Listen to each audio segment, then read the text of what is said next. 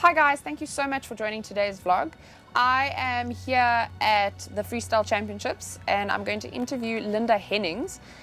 Linda does a little bit of sports psychology, but before I get carried away, let me let Linda introduce herself to you. Linda, thank you so much for joining us today. I really appreciate you taking the time and having a chat to me. Thanks, Nikki. Just give the viewers an idea of kind of, where did you start, what qualifications did you have, and then kind of how you got into doing sports psychology with riders specifically. Thanks, Nikki. So my background is generally in team facilitation. So I've done quite a lot of leadership and corporate coaching for individuals and groups in big corporates. And I actually got tired of traveling so much to Joburg, and I'm also quite an athlete. I've got a background in triathlon and I've done quite a lot of sport myself. And now, I'm doing a lot of riding, and I realized it was quite different. The big match temperament that I thought was working really well for me in my triathlon days suddenly wasn't going so well on my horse. So the sort of transference of stress and nerves, etc., was kind of really impacting me. I think a lot of people can relate. And then I sort of figured that having just moved down to the deep south in Noordhoek, I wanted to reopen my coaching practice. But I also thought a lot of corporates, it's going to be a bit too far for them to come for coaching. So what better to think about than offering riders some coaching and mental skills as to how to improve their ride. Yeah, no, definitely. So your client base, are you mainly focused on competitive riders? I'm talking like, the guys who want to go to the Olympics, or are you also looking at just general riders who just want to have fun with their horses, go to the odd show, really enjoy it, kind of what do you focus on? So it's a great question, and interestingly, I do actually have a rider client at the moment who is hoping to ride in the Olympics. So there is that level. But I also really want to encourage even Mrs. Smith, who actually used to ride as a teenager and now would like to get back into riding, but is actually a bit nervous to ride her new horse to the beach. So it's really across the board. Juniors, children, anybody who would like to be able to be more comfortable and confident in what they're doing when they're riding. And even if they are comfortable and confident and would just like to step up to the next level, be that competitive or casual, or maybe they're casual riders and would like to ride in shows, but have always thought they were too nervous for that, or they weren't good enough, or whatever holds you back.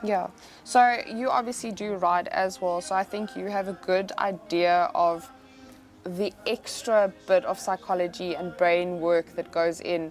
I think a lot of times if you're an athlete and it's just you don't have a partner, there's a very different dynamic to when you are a rider and you're riding a horse that for some bizarre reason could spook or could do something. And I think there's a big mind shift that you kind of have to do, is like you said, when you aren't competitive and now start putting your horse in the box and taking it to shows and taking that horse into a strange environment.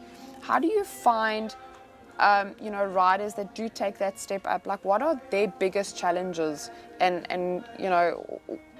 is it fixable, or is it absolutely not fixable? So one of the things that I've really learned about coaching, mental skills, riding, mental skills it's a behavior, it's something you can learn. So that whole idea that people say you are either born with it or you're not, that's actually not true. Most of the skills that we have, riding skills, be they body skills, physical skills, and also mental skills, they are things you can learn. So anybody and everybody can get better at managing the areas that they struggle with. So a great example for me is I have a very sensitive mare. Some people have called her sharp. Other people have called her a wild flight animal. She's quite spooky and quite sharp. Now, my own natural way when I was competing, I like to go very deeply inward and quiet and still before an event. That doesn't work for her at all. She just jumps around on the spot, and so I've really had to learn like a partnership Yes. with her, like what works for her, what are the things that we are going to do together, and also how am I going to set myself up before I even get near her so that I'm in the right frame of mind so that we don't spark off one another. And I think that's such a fantastic way, you know. I'm very fortunate. My horse is quite laid back, but he's sharp. He's not lazy, but he's laid back and he really takes things a little bit in his stride. I've often seen horses, though, that are quite flighty and quite nervous. And you kind of look at it, and me personally, when I see a horse like that, I'm like, oh, I'm not quite sure. But what you just said, you know, there's stuff you as a rider can do before you get anywhere near that horse that can help the partnership. You know, it doesn't always have to be a fight. You don't always have to whack heads and go, no, you will do what I do. You know, if it's not working, then you can change it. And I think that's so amazing. Well, we always talk about it being a partnership, and I think it's so important that we really listen to our partner and try and work out a middle road. And I guess, you know, the area that I really focus on, a lot of my clients have said to me, wow, you know, I came to you because of my nerves or because my horse was too laid back and I really needed to get a bit of sparkle, or, you know, I came to you for my riding.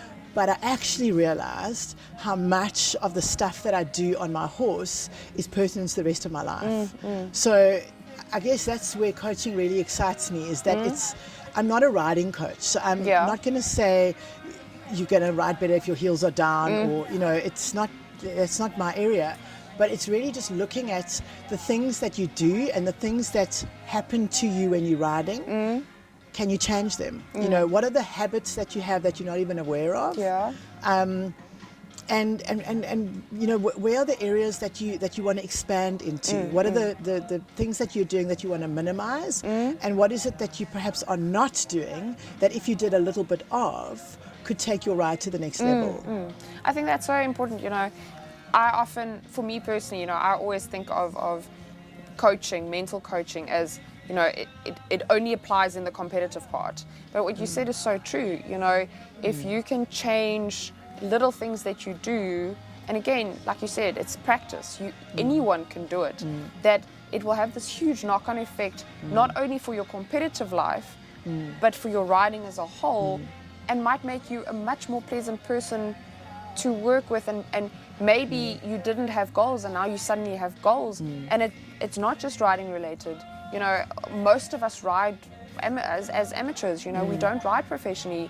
It's not the bane of our existence. It's not the way that we get our money in. And, you know, I think sometimes we're so focused on just going to work and just doing the thing, where if we changed our mindset a little bit, we'd get much more out of life. Do you find that, for me, I look at life at the moment and it kind of looks like we're in this rat race. And do you kind of believe that mental coaching has got a way for us, any of us, Miss Smith, Mr. Smith, to kind of change that up a little bit, to not just go, oh, I've got to go up, get up, go to the work so that I can go ride, so that it's a more pleasurable experience from the moment you get up to the moment you go to bed? Absolutely. I mean, I think you've hit the nail on the head. I've been at the show the whole day today, and almost everybody that I've spoken to can't believe how fast life is at the moment. And so much is happening in our worlds, you know. It's very few of us here have the opportunity to get up and ride horses all day long. And even those that do, the pace is just increasing all the time. The demands are increasing, the stress levels are increasing, and we have to find ways through that so that we don't end up complete neurotic messes. And, you know, most of us are sort of teetering on the brink of that a lot of the time. You know, it's the world that we live in. And so I think that whole idea about focus is a great place, actually. It's a great word, because, you know, sometimes when we say focus, those of us who are A-types, we get like all rigid and, you know, inside little boxes and that's not exactly useful most of the time, because it makes us perfectionists, and that perfectionist tendency makes us overcritical of ourselves and our horses and the people around us, and that's not good for us. So the idea about, I use an expression in my coaching, which is focused calm. Yes. And that comes with exercises around, I'm almost always often scared to use the word meditation, because a lot of people are very nervous of that. But it's really just about becoming present. You know, when we're living in the past and we're worrying about the mistake we've just made, or we are anxious about what's going to happen in the future, we can't actually be present to what's really happening right now. And I mean, especially when riding horses, it's imperative that we stay in the moment and ride the horse that we've got right now. Yeah.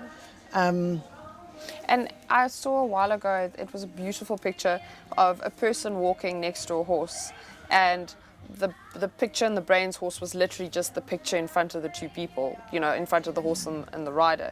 And the rider's mind was like full of work and food, and you know, you could see his mind was full, and a horse is mindful. And I think you hit it on the nail. To me, that's the biggest positive for me of riding, is that when I get on, I'm very fortunate. I've got an A-type horse, so he just goes, no, you're either here or you're off. I'm not dealing with your drama. So come with me with who you are, and be with me who I am, or go be somewhere else. And I think that's why horses are so good, you know, in a mind way, in a psychology way, that they ask that of us. And if we're only willing to do that, you know, the gains are huge. Absolutely. Horses are incredibly mindful. You're absolutely right. And I think our horses can teach us so much about how to be more calm and more focused in our lives. And then when we add to that our competitive nature, which many of us have, and it's kind of drilled into us from an early age. We have to be the best, we have to win, we have to, you know, combining that with horses can and sometimes does lead to huge stress and great anxiety for horse and rider. And we all know that's not a pleasant experience, you know. But when we really set our goals around our preparation and achieving our calmness and you know, sort of just taking a step back from the idea of winning or getting a certain percentage in our dressage test or a certain time in our jump off or whatever, and just really kind of, what is it that I want to do well today? And really being able to claw back on those little positive experiences. Certainly for me, in the last year or so, when I've been focusing on that for myself, I have found the passion and the love and the enjoyment of riding all over again. It's changed a lot for me. So what you're saying is, if we're not really enjoying it, we might be doing something wrong. Hey. It is supposed to be fun. I mean, we do it because we love it. And nothing that we do should take away from that. No, that I completely agree with. So you kind of said you do have competitive riders, and I'm so excited. You're talking about Nicola Moore, who's heading towards the Olympics. I'm so excited for her. And what I absolutely love is that the entire Cape Town community is standing so firmly behind her. You know, we're all gunning for her, and we're all like, I don't know about you, whenever I see a Facebook post and you look at the comments, there's no negativity about it. And that to me is a beautiful step. You know, that riders can come together in good times and in bad, and support each other, rather than go, oh, you know, I'm so jealous, that should have been me, and just give it to her, because saying to her, I hope you go well, I really hope you do well, doesn't take anything away from my riding. You know, it takes me a second. And I think that's the one thing I've been seeing here at the show as well. It's very positive and it's very supporting. And I hope with more mental coaching, we can all be like that, not only towards each other, which I think is easy, but towards ourselves, because I think that's hard, you know, as being your own champion and going, you did well today, rather than go, well, I did that wrong, and I did that wrong, and I did that wrong, and that's right, went wrong, you know, and I think it's such a positive thing.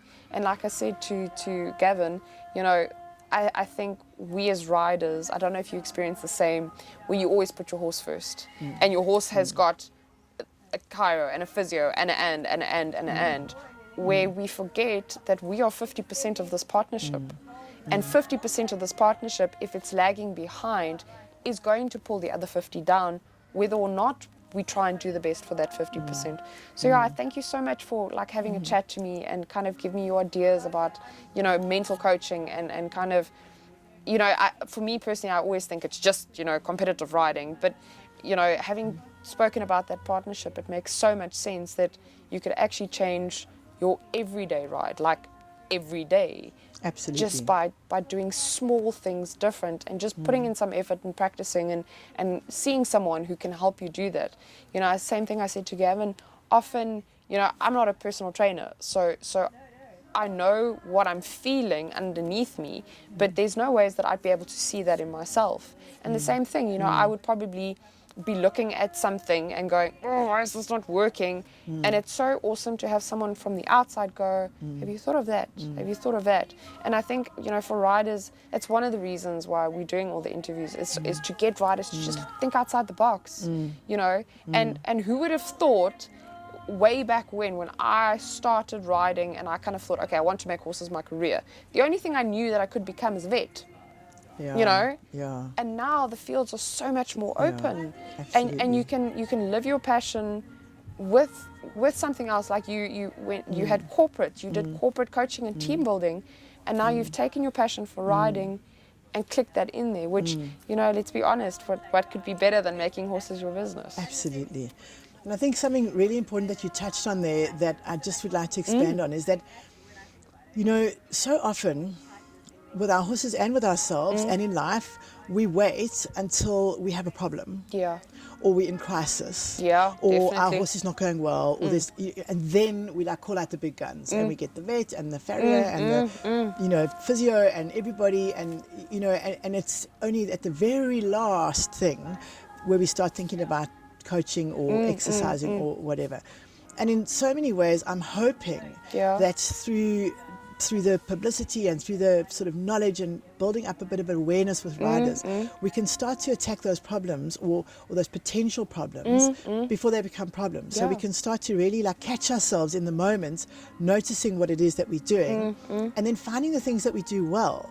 You also said earlier on about how critical we are of ourselves. It's so human nature that as soon as we finished a ride, if you ask somebody, what did you do well? Inevitably, the first thing they'll tell you is what they did badly. Sure. It's just the way we do it. And it's not just with riding, it's with pretty much everything. So part of the coaching journey is really about, I have a sort of a rule where I get people to log 2 positives from each ride. Every ride, what did you do well? 2 things. Yeah. And as you start to build that in your journal and you start to like remind yourself, hey, you know, that canter transition was awesome. You know, that was really good. Then you can say, yes, and my pirouettes still need some work. But then you can start to work towards what are you going to do with that. Yeah.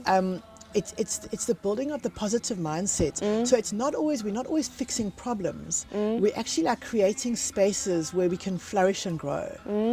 And if awesome. we can do that in our mental skills coaching, we'll have a lot more happy riders and horses out there.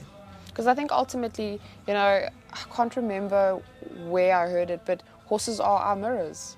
You know, if you get on and you're having a grumpy day and you get on in a grumpy mindset, don't be surprised if your horse Sunny from the paddock comes in and turns into Mr. Grumpy Pants. You know? Absolutely. So, especially if you have a mare. Oh, yes. I'm very fortunate. I don't. I have a boy. He used to be a stallion. He's now gelding. Same horse still, but I, for me personally, because I've been such a hothead and, you know, I do tend to, I've always kind of shied away from mares a little bit. Although having said that, now that I'm in my 30s, you know, I kind of look at some of the mares and I go, ooh, I'd actually like to build, and like you say, it's building a partnership, especially with the mares. You know, if they're on your side, then it's golden. If they're not, you're in trouble. Absolutely. And, you know, like you said, you are the responsible for that partnership. Yeah. You know, the horses don't. They always give 100%. Exactly. Actually, they give you what you give them. Yeah. So as you say, if you're giving them grumpy, You're don't going to be get it surprised back. if you're going to get grumpy back. Yeah. Thank you so much. I think thank that's such you. an awesome, like, segue, you know, like we're at a show. So the idea is, okay, we're talking about show, but as we go on, it's so clear that it's not just about your competitive mindset and your competitive brain. It's actually exactly the opposite. Because if you have good rides and you have got good work up to the show, your show inevitably will go better. And like you said, it's a practice, you know, anyone can do it. It's just about, you know, tweaking a few things and realizing how you are negatively impacting yourself and changing that. And you don't, I suppose, have to change all of it in one go, you know, little baby steps. And it's also about noticing the things you're doing really well and building on those. Exactly. Because, you know, I mean, my dressage teacher always says, if you just pick one movement and you aim for one mark higher, you know, and you do that every time you ride, then before you know it, you're getting 10% more. Exactly. So it's like that mentally as well. You know, it really, really is. And I've noticed a huge difference in myself and in my own mindset since I've been really applying what I've learned, or applying the skills that I've had, you know, training wise and corporate wise, and really applying them to my rides. And my whole mindset, it's made a big difference. Yeah. I don't envy you saying that you have quite a sensitive mare, to be honest. You know, but I think, again, like you said, it's our, not that we're in charge of the partnership, but I think we have to take ownership of that partnership. Because, like you said, horses give us 100% every single time. It's us that kind of, like you said, live in the past or worry about the future, you know. So, thank you so much. Thank you. Guys, thank you so much for joining. I'm going to put Linda's details in the bottom so that you can have a check out. I'll put her Facebook and her website in the link below so that you can go have a look. And guys, don't wait until everything falls apart. You know, don't wait until something drastically goes wrong. Go now. You can have a better ride tomorrow if you only put in the work now. Thank you so much for watching. If you like what you see or you think someone can use the information in this video, press the share button, click the like button, and yeah, we'll see you for the next one. Ciao. Guys, thank you so much for watching today's video. Don't forget to like, subscribe and buzz the bell. En onthou, kyk noord en